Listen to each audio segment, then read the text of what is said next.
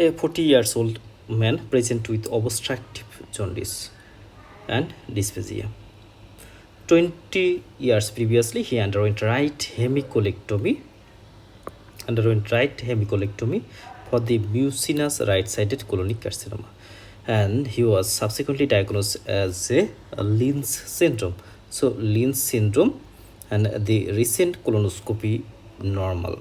What is the most likely cause of the jaundice? So we have to find out the cause of the jaundice. A patient who underwent right hemicolectomy for Lynn's syndrome. The Lynn's syndrome is the most common hereditary colon cancer, and second one is the familial adenovirus polyposis coli and the Lynn's syndrome, but recently the patient developed obstructive jaundice with the dysphagia. That means there is jaundice, that means the liver involvement may possible, or on the other hand there is the dysphagia, that means there is also problem in the gastrointestinal tract, but the colonoscopy normal, that means there are no back of the cancer in the colon. So what may be the cause of the jaundice? Here the options are the hepatocellular cancer, liver metastasis from colonic cancer, pancreatic carcinoma, duodenal carcinoma, and metastatic gastric carcinoma. So what may be the option? First of all, let's see details about the Lynn's syndrome. The Lynn's syndrome, also known as the hereditary non-polyposis coli. So HMPCC cancer is mostly right-sided. That means the Lynn's syndrome, it is usually right-sided. Histologically, they are more likely mucinous and have lymphocytic infiltrate. So first of all, it is the right-sided. Most of the colon cancer are left-sided, but the Lynn's syndrome, it is different. It is a right-sided and it is mucinous. To be diagnosed having HMPCC, individual must show the typically HMPCC tumor. That means it has the important criteria. First of all, the 3 individuals of his or her family members should have the colon related cancer, and 2 successive generation must be present, and one of them should be less than 55 years. So first of all, the rules is the rules 3, rules 2, and rules 1. Rules 3, that means the at least 3 members of the family. Number 2 is the 2 successive generation, that means this generation, next generation, or this generation, previous generation, and one must be less than 50 years. So this 3-to-1 rule is applicable for the Lynn's syndrome. That means three individual of the family of the genetic area, at least 2 successive generation, and one of the cancer occurs or appearance before the age of the 50 years.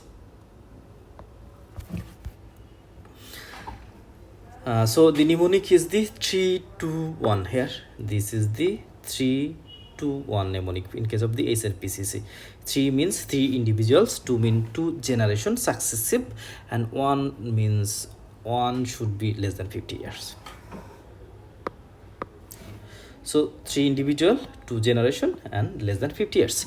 And Lynn's syndrome usually result in colonic cancer, which is right-sided and mucinous. So this point is very, very important, that it should be right-sided, and second one, it is mucinous.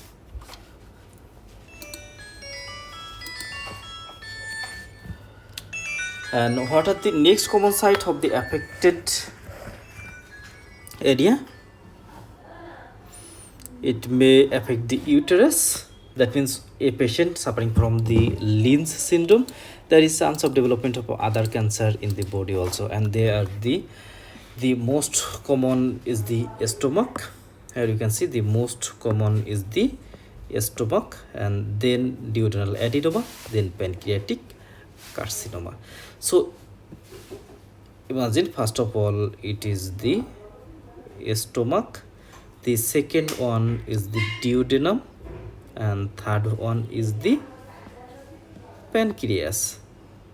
So the stomach, it is 10 times, and duodenal adenoma, they are rarely carcinoma, and also there is the pancreatic carcinoma. But we have to keep in mind, first of all, it is the stomach cancer. Why jaundice of this patient? This occurs as a result of the nodal spread of the hepatoduodenal ligament node from the stomach cancer and occlude the porta hepatis, resulting in jaundice. So let's see in the picture, such as there is, in case of Lean syndrome, there is a high risk of development of the stomach cancer.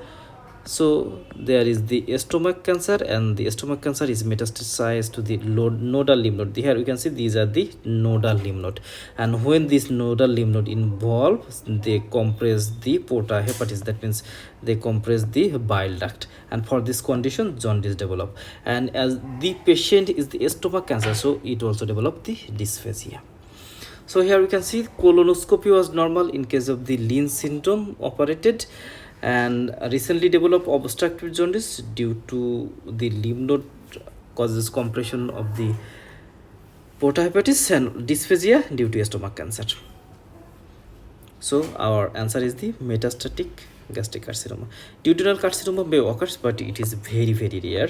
Pancreatic carcinoma also may occur, but it also very rare, and the metastasis usually to the porta hepatis area is usually less. Then liver metastasis from the colonic cancer, it is also not true, because when metastasis present, the primary source should be present in the colon, but the colonoscopy normal.